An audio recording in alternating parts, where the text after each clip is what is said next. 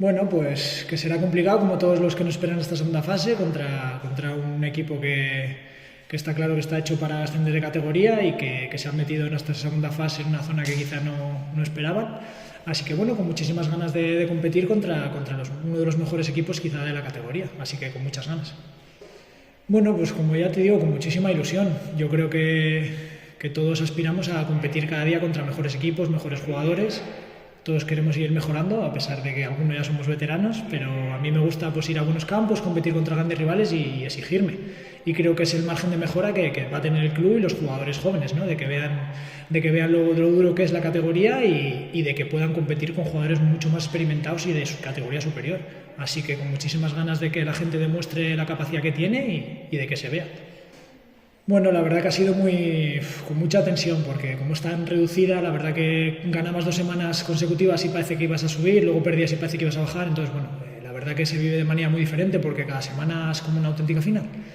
Bueno, creo que nos ha servido para madurar, que maduren más los chavales jóvenes y los veteranos de ver que sigue siendo muy complicado y muy competitivo, ¿no? Nos liberamos mucho el día de Villaviciosa y ya te digo, creo que hemos descansado bien una semanita y preparado bien el partido y con ganas de demostrarlo. Bien, bien, porque ya te digo que fue una liberación lo de Villaviciosa y bueno, gente que está un poco tocada pues le ha dado tiempo a recuperar, a prepararse bien, gente que está con poco ritmo le ha dado tiempo a coger un poco más de ritmo y bueno, y de ver un poco en perspectiva todo lo que hemos hecho, lo que nos ha costado para tratar ahora de competir con, ya te digo, con rivales de quizá categoría superior o que a ello aspiraban y con ganas de evaluarnos y de testearnos, la verdad. Sí, sí, ahora bueno, son 6 partidos, que también es más reducido incluso si cabe, pero bueno, la ilusión está claro que es lo último que se pierde. Yo, ¿por qué no? Tenemos que ir a Ferrol, que es un rival y un campo complicado, pero bueno, tenemos que ir allí de tú a tú y tratar de sacar los 3 puntos que nos hagan otro poco quizá ver de diferente manera la segunda fase.